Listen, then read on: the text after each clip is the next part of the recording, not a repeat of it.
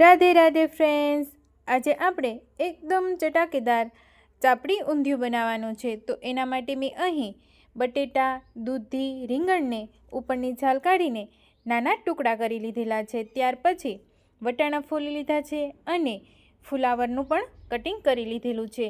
હવે ચૂલા પર એક તપેલામાં 2 લીટર જેટલું પાણી ગરમ કરવા મૂકી પાણી ગરમ થઈ જાય એટલે આ બધું શાકભાજી બાફી લેવાનું છે।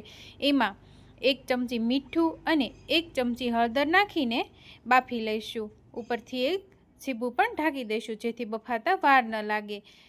હવે 20 મિનિટ જેવું થઈ ગયું છે અને શાકભાજી બધું બફાઈ ગયું છે, તો મેશ કરી લઈએ અને વઘાર કરવા માટે બધા મસાલા તૈયાર કરી લઈએ। તો એના માટે રાઈ, જીરું, હિંગ, તમાલપત્ર, મીઠો લીમડો, સૂકું મરચું, લસણની પેસ્ટ, ટમેટાની પ્યુરી અને ડુંગળીનું કટિંગ કરી લીધેલું છે। હવે શીંગ તેલ ગરમ કરવા મૂકી તેલ ગરમ થઈ જાય એટલે બધા મસાલા કરી લઈએ અને ઉપરથી લસણની પેસ્ટ નાખી થોડી સતળાઈ જાય ત્યાર પછી ડુંગળી ઉમેરી દઈશું અને તેલમાં થોડીવાર ચડવા દઈશું। ત્યાર પછી ટમેટાની પ્યુરી ઉમેરી દઈએ। હવે બાકી બધા મસાલા કરી લઈએ। એના માટે 3 ચમચી કાશ્મીરી મરચું, 1 ચમચી હળદર, 1 ચમચી ધાણા જીરું પાવડર, 1 ચમચી ગરમ મસાલો, 1 ચમચી મીઠું ઉમેરીને સરસ રીતે મિક્સ કરી દઈએ। ત્યાર પછી 1 ચમચી ખાંડ ઉમેરીશું અને સરસ રીતે મિક્સ કરી દઈએ। હવે મેશ કરેલા બાફેલા શાકભાજી ઉમેરી દઈશું અને સરસ રીતે મિક્સ કરી દઈએ। હવે 2 ગ્લાસ પાણી ઉમેરીને સરસ રીતે મિક્સ કરી દઈશું અને થોડીવાર ચડવા દઈશું।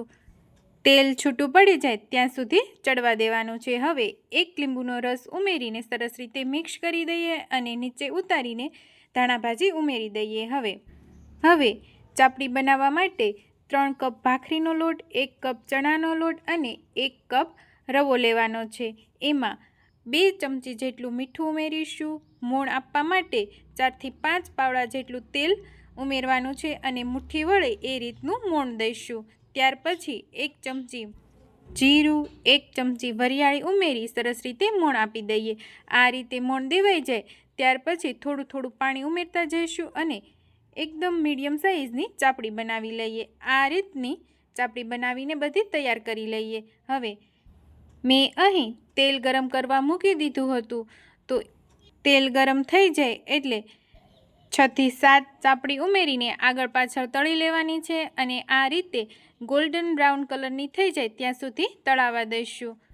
તો હવે આપણું ચટાકેદાર ચાપડી ઊંધિયું બનીને તૈયાર થઈ ગયું છે, તો સર્વ કરી દઈએ। મારી આ રીતથી બનાવેલું ચાપડી ઊંધિયું જરૂરથી તમે એકવાર ટ્રાય કરજો, ઘરે બધાને ખૂબ જ ભાવશે।